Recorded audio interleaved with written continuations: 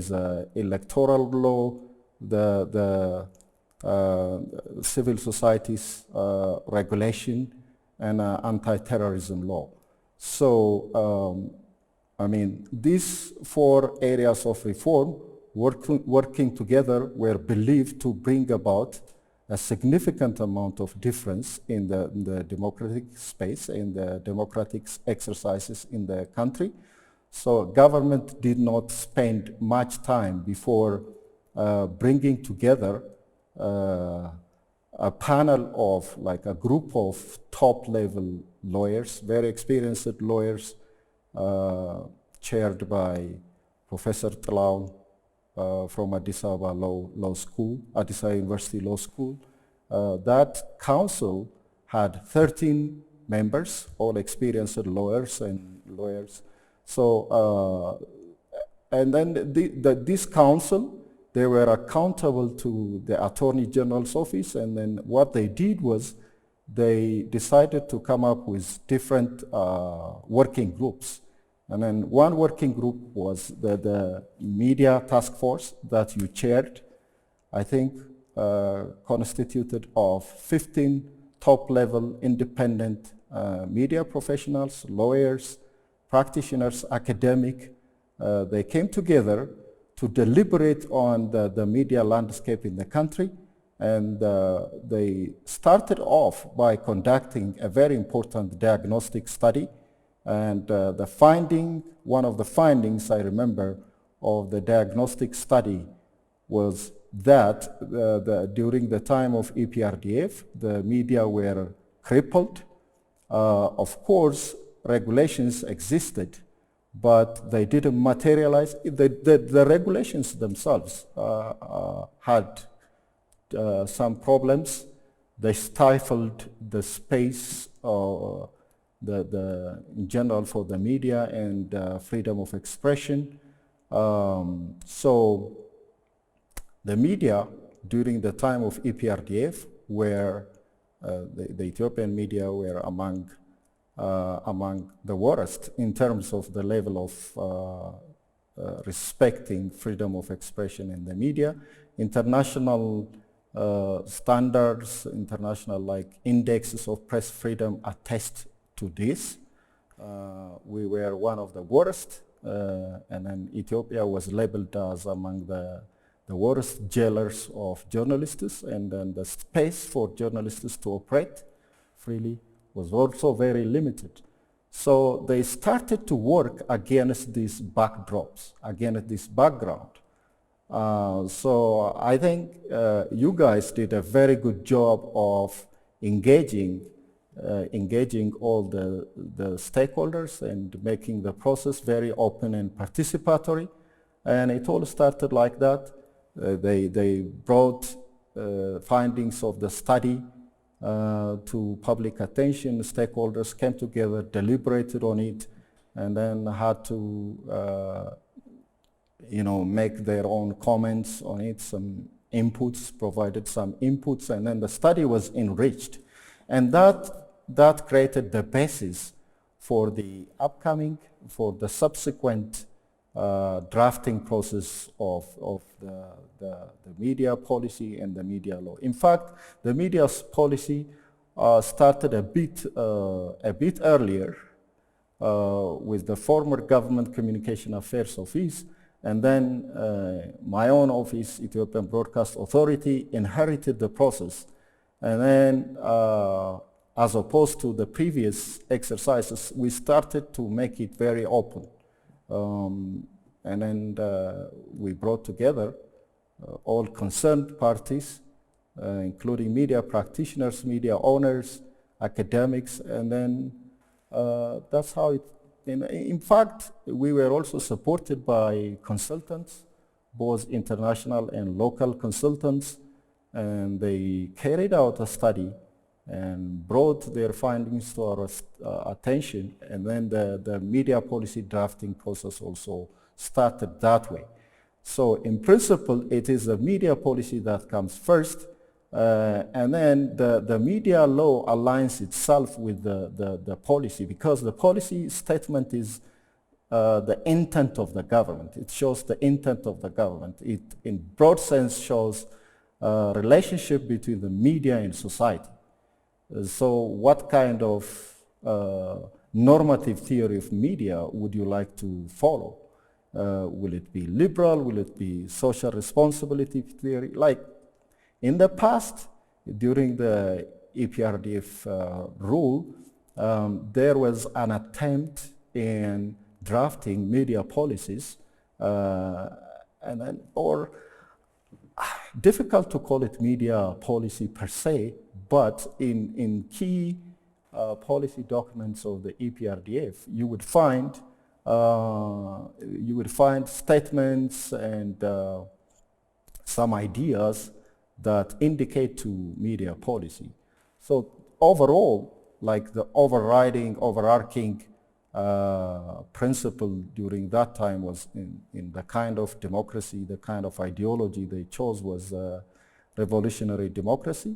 So they wanted the media to have a normative policy which goes with the ideology of the day, which is revolutionary democracy. So developmental type of journalism was prescribed, especially the state media, the public media, and those media outlets who had affiliation with the government were required to follow that variant of journalism. So there was no freedom for the media and the practitioners to choose what variant of journalism works for the country.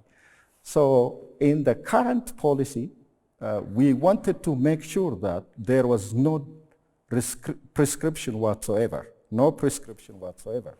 So we had to make sure that, so it all had to come from the process and from the discussions. We were very open to international practices and standards. Part of the study was a comparative study of international practices like you did in the media regulation drafting process. Yep. I think you could speak more to the process of drafting. It was the policy and the legal framework or the drafting process, even if it was conducted by two independent teams, at the end of the day, they both see that there was leaning towards making media subservient to the interests of the ruling party, if not so much the instrumental aspects of the media, and that the independent existent and that it has like an embedded autonomy, that it's also linked to society, and it has also a role to ensure government's accountability. They both share, and at the end of the day, it was not very difficult to harmonize the policy with the existing draft.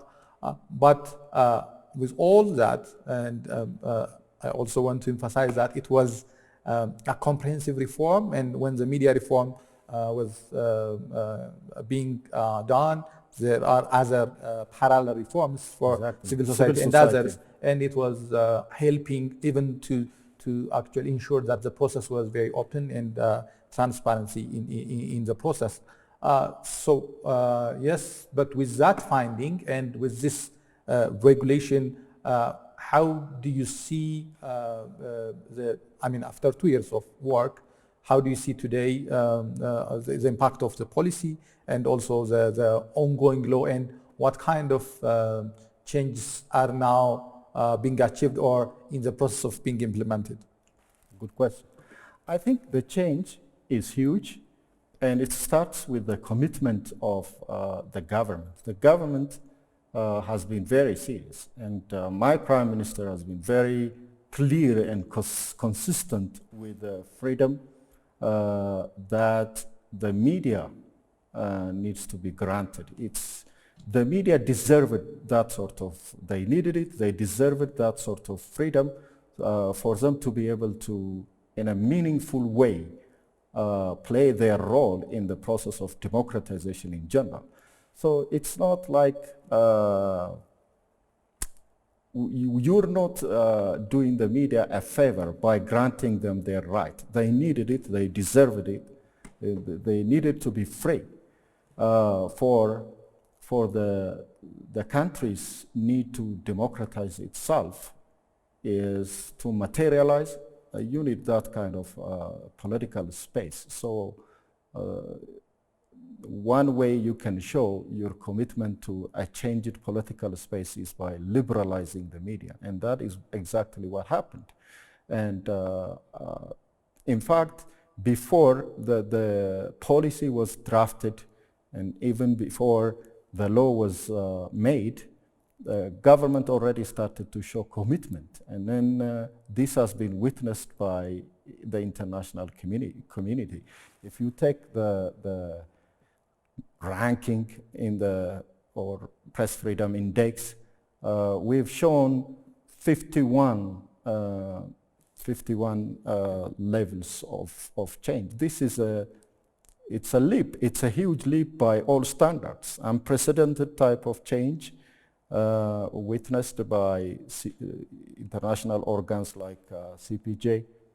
So they said Ethiopia has shown a remarkable difference in its respect to press freedom. That's in recognition to this freedom. They decided to make the observing International Press Freedom Day in Ethiopia, was observed in Ethiopia, so a couple of years ago. So that did not come by chance. And then this is, you cannot think of the international community to convene in Ethiopia and then celebrate the press freedom change Ethiopia has shown. So already started, and then we went into this process of drafting the frameworks to make this initiative lasting, this commitment of the government lasting. I think this policy and the media law, there are statements of reaffirmation of the commitment the government had already shown. And then obviously, changes are already there. Government since then has not jailed journalists for for carrying out their journalistic tasks. Journalists are they are free to express their views, so they are legally protected. And the policy says that, and then it's also indicated very, very clearly in the draft media proclamation. So among the changes the media law and the media policy brought about, it was the intent to restructure, reconstitute my own organization as independent and impartial organization, which is the media regulatory body, Ethiopian Broadcast Authority. So the way it will be restructured would be different from the past. Maybe just to give a background, I mean, there have been so many uproar about the performance of the previous EBA when it comes to, even if it's constituted as an independent regulatory body, it was part of the apparatus that actually used media to suppress and also intervene in their activity. So against that backdrop, how do you see the restructuring also in comparative perspective? Exactly. People were very skeptical about what EBA had been doing in the past. Going after the media and putting heavy hands on them, like firm control of the space, so which worked negatively, just did not help the media to grow as free, responsible, and vibrant institutions.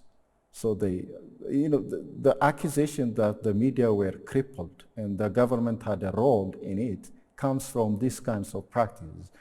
The legislation itself, the legislation we had in the past, which is 533 2007, proclamation number 533 2007, in its provisions, did not grant the media the kind of freedom they deserved in its licensing, in its regulation practices, in the way it's formed, the way it's accountable, attests to this skepticism, this accusation that it was very much government dependent, or very much closely attached with the executive body of the government. Like in the past, when it was formed, the institution was accountable to Ministry of Information, and then when Ministry of Information was gone, dissolved, and then it became accountable to the Prime Minister's office.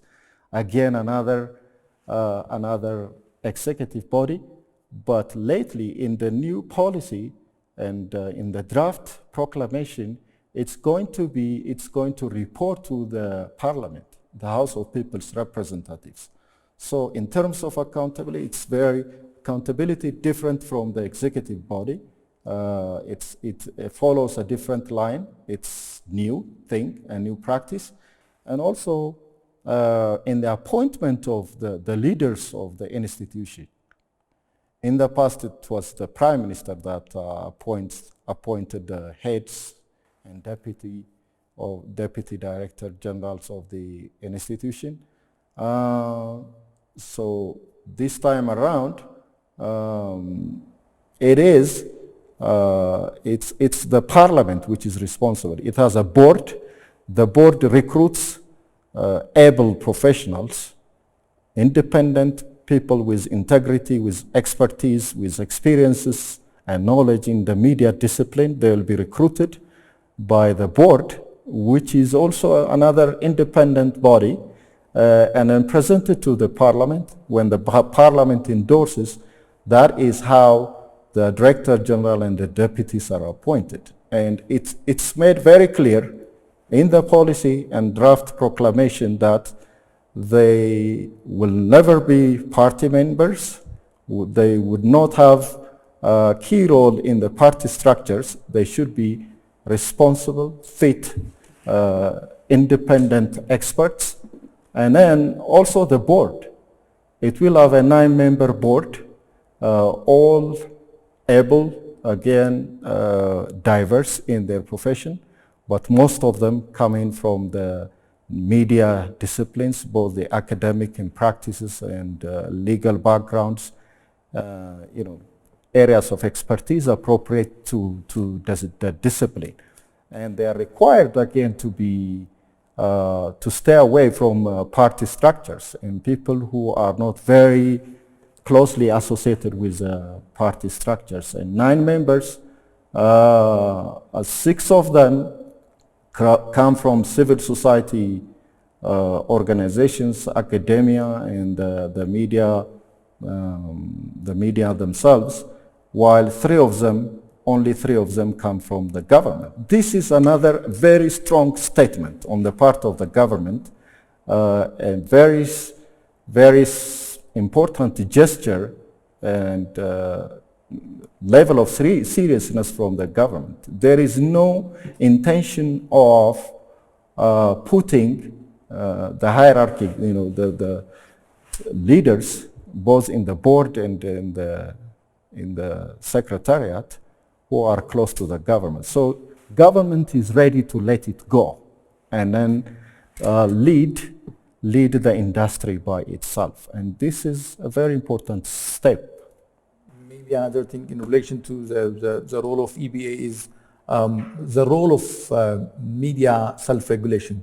The sector itself were not there administratively, politically, and also legally. Now, one of the responsibilities of EBA is also help work when it comes to ethical and professional matters with the sector, the industry peer review mechanism itself.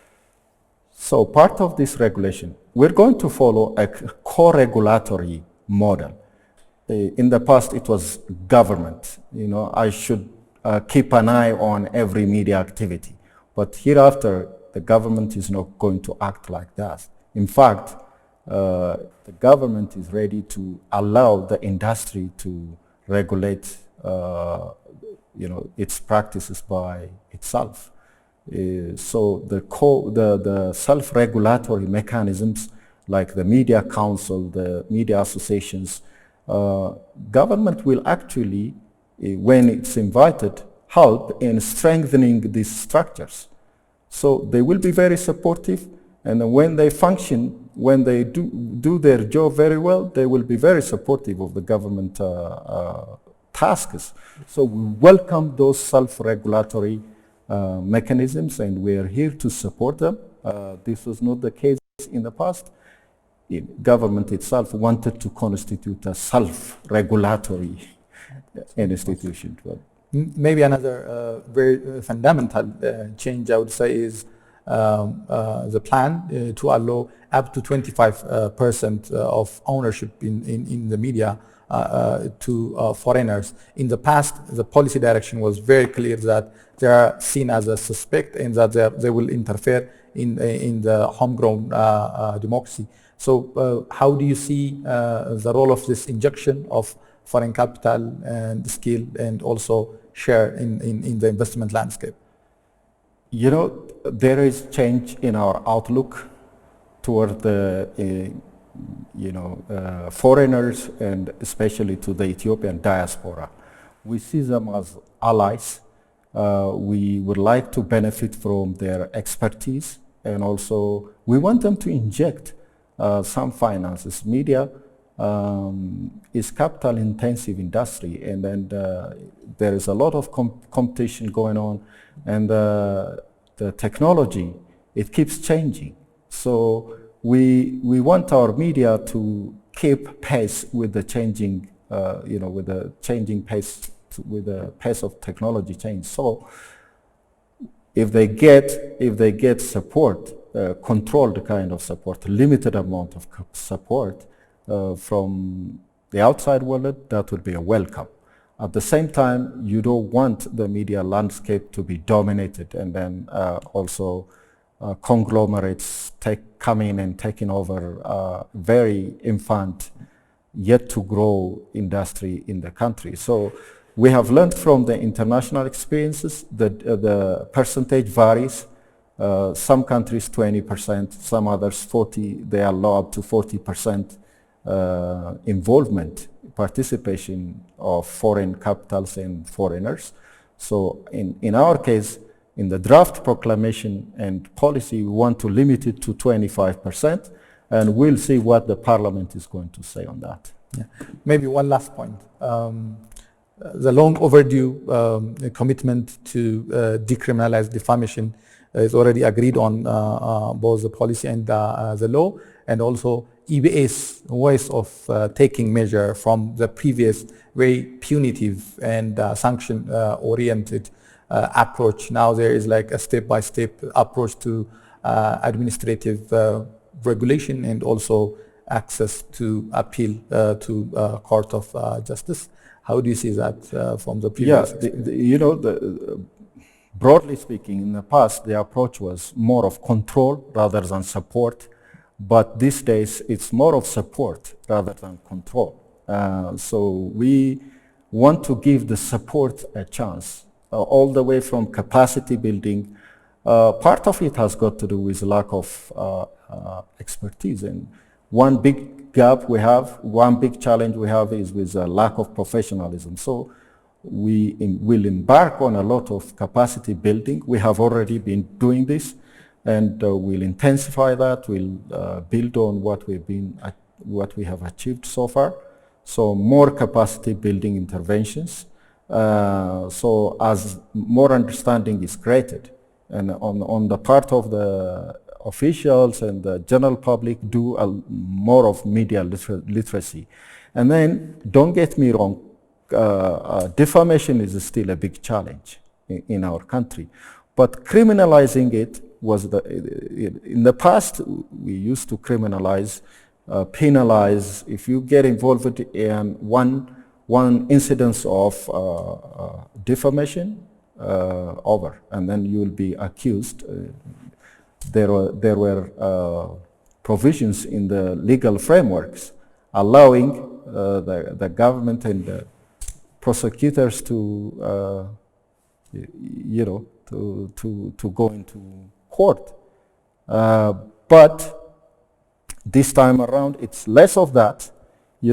Keep the legal measures, the harsh legal measures very far, and then in as much as possible, use up all other alternatives, starting from the self-regulatory mechanisms to administrative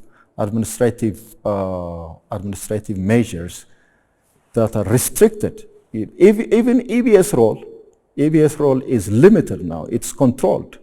Because it's a regulatory body, it cannot take every kind of measure it wants to on the media because they violated one ethical standards of this. You give them a chance, and it's on the basis of their track record and their performance in the past, and also based on the chances that you give them, that you start to use those kinds of legal provisions. After using all other means of educating them, all other administrative, less punitive administrative provisions, and it's all only in the very last that you will be forced to use those kinds of measures. As a lawyer, if you have 1 or 2 points to say on that one, that would be good.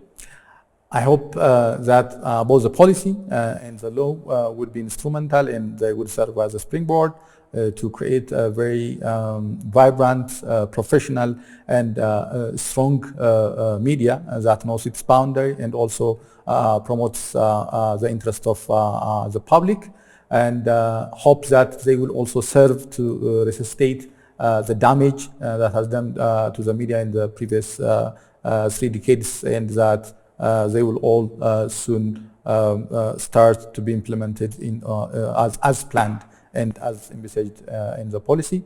It was a pleasure talking to you, Dr. Getachew, and thank you for making time out of your busy schedule to be here with us. Thank you very much. My pleasure, Solomon.